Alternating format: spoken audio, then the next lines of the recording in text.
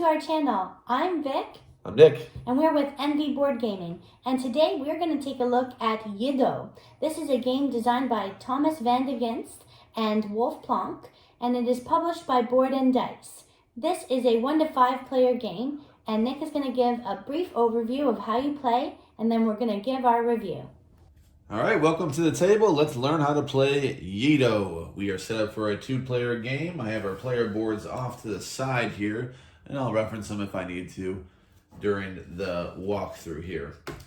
So to start the game, we're gonna draft from one of these 5 cards.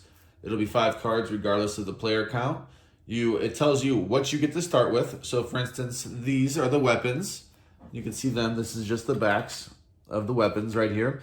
You get to draw 3, pick 1, and you're gonna get 3 money. They're called mon in this game. They actually predate yen in Japan. So you're gonna pick one of these. The second player will pick one of them. And then the watchman is gonna be placed out based on who the last player picked. You can see there's a watchman symbol right here. So it's gonna say that this watchman is gonna start in the harbor. So that's what we're gonna do first, is draft these. Now, we're going to see where that watchman starts. So I'm going to flip this, and it's going to show me that this watchman is going to be the gray one, the silver one, as opposed to the gold one. That determines which way it moves. If I were to zoom in, you can see arrows that point counterclockwise and clockwise. The silver one moves counterclockwise, and they're going to be at the harbor. So I look for the harbor. There it is. The watchman is going to start there, based on them taking that card. These cards also turn over for the rest of the game. They're going to be blackmail cards to prevent you from getting arrested one time. If you keep your blackmail card, you're actually going to get 2 points into the game. So, what's the goal of the game? The goal of the game is to get the most prestige, which is tracked over here. We're going to play 6 rounds, tracked here. And this is the little marker that says that the watchman does not move, and it also helps remind people that the end of the game is in the 6th round. You can also play 8 rounds or 11 rounds. Depends how long a game you want. Right now I have the base game set up, but there are different modules, and I'll point a little bit about them. Right now we would have an option of having a module with the tea house, so we could have special people with us that get basically with these cards, will be accompanied by a person to help us. But like I said, base game. So very first thing we're going to do, since we're already set up for the preparation phase, we can skip that. We're going to move to the bidding phase. And that's going to be while we're going to start most of the rounds. Just this stuff is really quick. You're done with it. You won't even realize that you've even done it sometimes, because it's just automatic right when you're done with that last phase of the round. So let me quickly I forgot to put out some money at the church. $3 at the church right there. Okay. Bidding phase. So the way this works is that the first player, in turn order right there, you can see green is first player. They will choose, in a 2-player game, they're going to pick a section that's up for bidding. So a section, I mean the gray coins right here, this section for the gray, this section for the black, and this section for the red. I choose a section, not a particular building. So let's say I did a red. I said, I'm going to start the bidding at $3. There's a minimum on the printed on the board. I could go higher or lower, but I'm going to start at $3. And then the red player has the option to overbid me. So they can say, I want to do, and this is their only chance. They want to go, let's say, $6. Why don't you do 4? Because like I said, it's your only chance. So whatever number you say, you have to live with. So if you say 6, that's fine. Now I have to pay 7 if I want it. The player who started the bid gets that one more chance. They get the start bid, and they can outbid their opponent. So if the red player did 6, I would have to bid 7 to take that action. So here is where I can draw more mission cards. We start the game with some basic missions. These are all in order of difficulty. So the easiest are the green, and the most difficult are these black ones. So we start the game with these, and I can point these out because this is a very important part of the game. I'm going to point them out really shortly, actually, because that was the bidding phase. We're going to go to the event phase. Phase 3, add 3 weapons to the market, and reveal the top event card. So we're going to draw 3 weapons out of this bag, and refill here because we start the game with 2. So we got some more weapons at this market. And we'll get the top card of this event deck. This one, it just changes the game up a little bit. Remove all coins from the church. Well, I just put them out, so didn't have to do that. For this round, there is no money to gain at the church. And that will be out here. Now, the crux of the game. Technically 4 and 7 are. 4 is where you assign your workers. You don't actually do actions, but you're planning to do them. So you're assigning your disciples, or whoever you have if you have specialists. So I could assign different workers here. So let's just say, let me look at my mission cards. I want to go here. And, well, let's go here. We're doing this in turn order, so technically green player would be going, but I'm just going to assign there. And now we don't just decide what we're doing there yet. We go to the 5th phase now. Once green player assigns theirs, we'll have some actions to do. The 5th phase is the watch patrol. He moves 1 district based on its color, so the gray one moves over here. He will arrest anyone that is in this district, unless you have a card that you can play that prevents him or moves him, or the blackmail card, which I already explained. Next, we're going to do a trade phase. So if we had 2 players in anywhere that has this kind of symbol, so we have 1 here and 1 here, we could trade amongst each other. That's more applicable in a larger room, in a larger player count. The 2-player count, it may happen, it may not. But that is an option on phase 6. And then phase 7 is where we actually do our actions, assuming they have not been arrested. So if we weren't able to prevent that person from being caught, they would get arrested. They wouldn't be able to do their action. If you have more than 2 people that you assign, if you've got more workers, disciples, or specialists, then they would be taken out. You have to re-earn another specialist. But you can never have below 2 disciples. So they would get arrested, taken out of the game if they have more. Otherwise, they just get returned to your player board. You don't actually do the action because they got arrested. So, actions. On an action, on these spots, I can do what's printed on the board. So, for instance, I could buy a weapon there for $6 or $8, whatever's printed. Or I could do a mission. So, a mission, let's see right there. I can do this mission right now because I have a person there.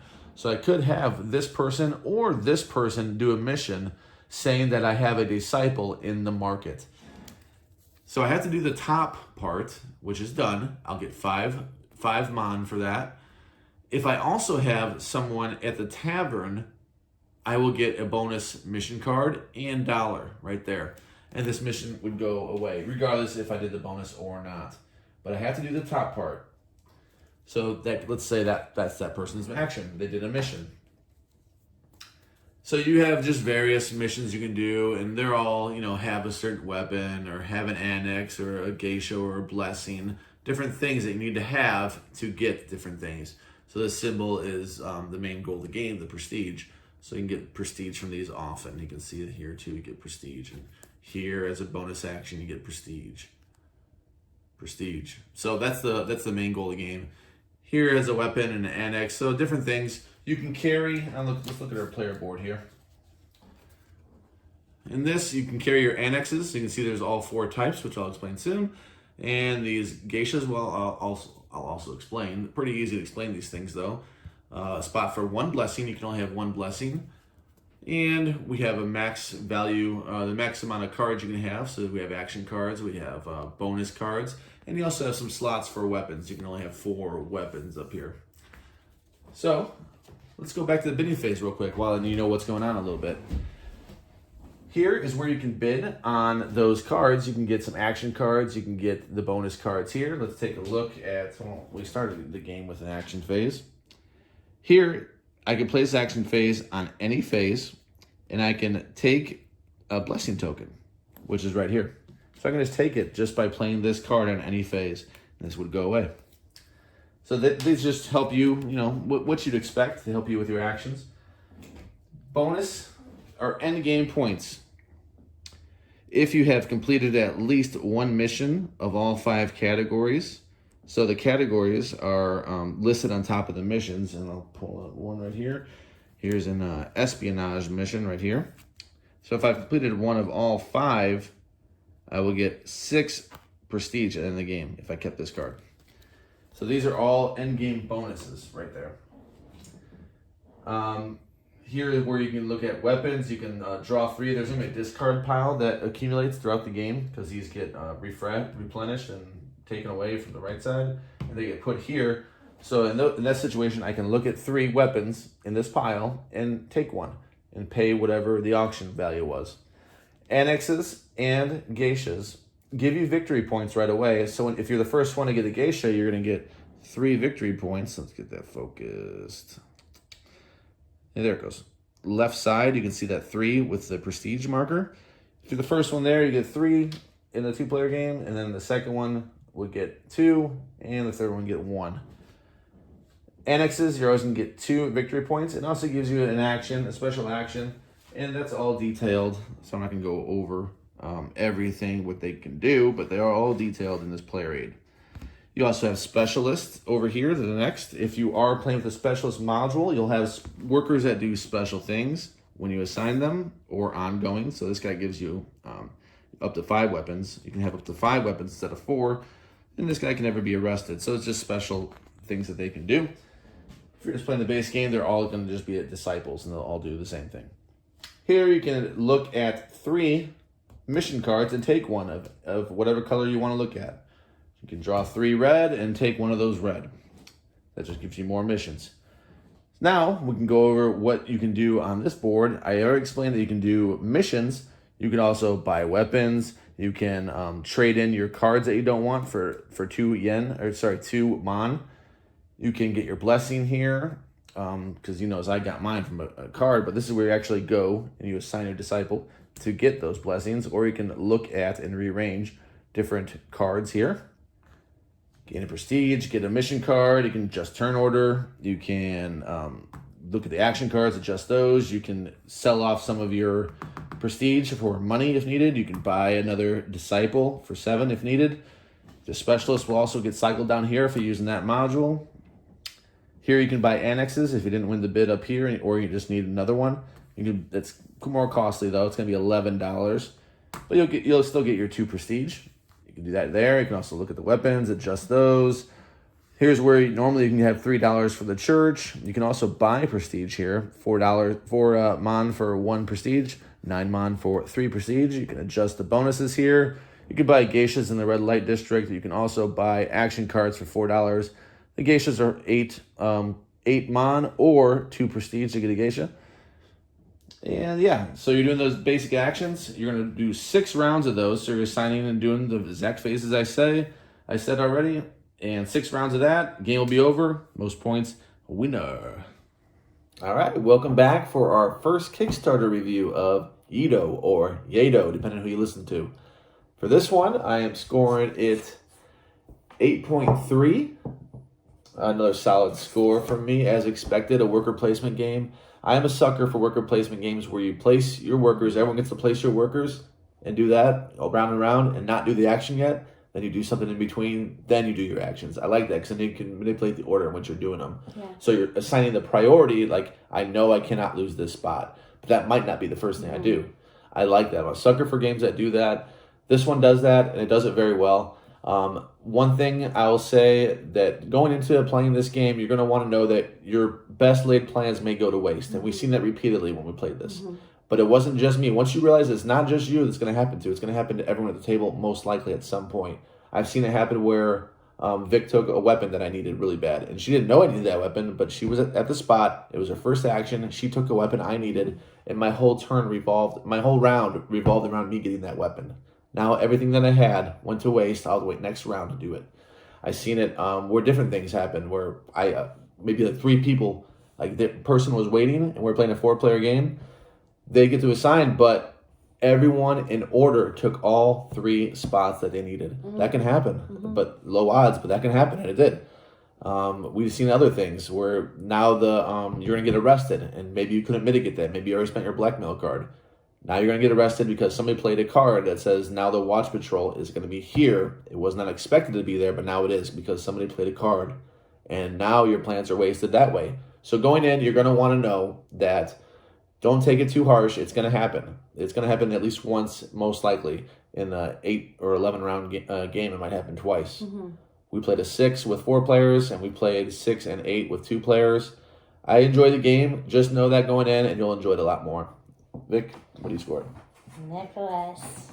Our first time. 8.3. Oh my gosh. I was so excited when I saw that we matched this time. First time ever. Yeah.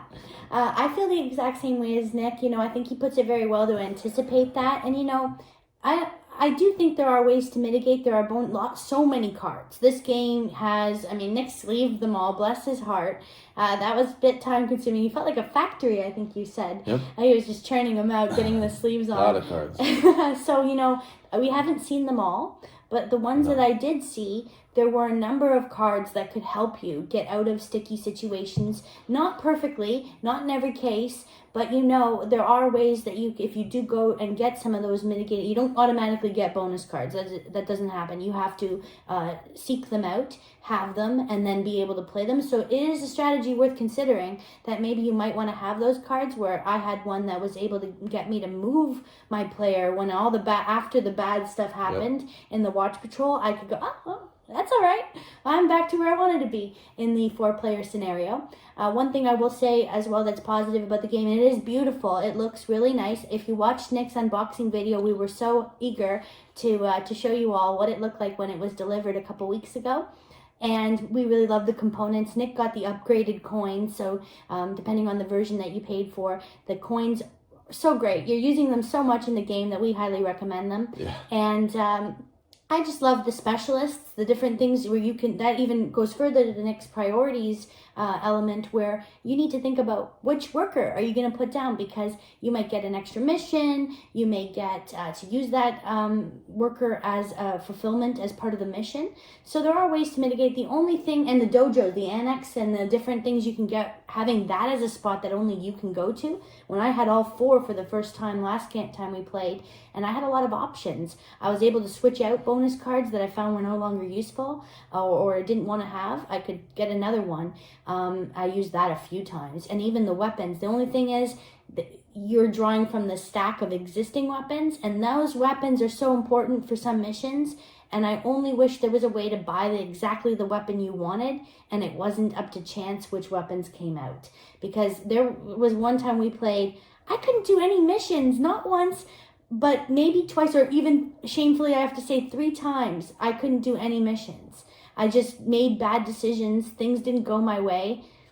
And for some reason, I couldn't complete them. But there were things I could have done different to get that fixed. So I could have gone for another mission, tried out something different. But I was determined to try to get the ones done that were in my hand. Anyway, overall, I recommend the game. I do think that it is great at 2 players. And we really liked it at 4. And despite how big it looks and how heavy it seems, it really is articulated well on the reference sheet. Everything you're supposed to do.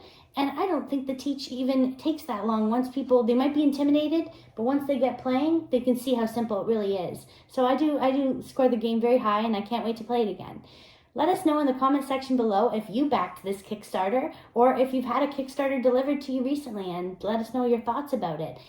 Like this video if you haven't already. Subscribe to our channel. We do provide great content, and we'll see you next time. Thank you. Bye.